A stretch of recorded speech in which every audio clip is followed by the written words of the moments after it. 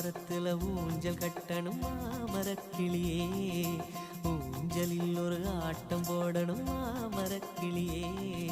மாமரத்துல ஊஞ்சல் கட்டணும் மாமரக்கிளியே, ஊஞ்சலில் ஒரு ஆட்டம் போடணும் மாமரக்கிளியே. ஆத்து மண்ண சேர்த்து வச்சு வீடாக்கலாம், அந்த வீட்டுக்குள்ள கூட்டாஞ்சோறு நாம் ஆக்கலாம். அடவை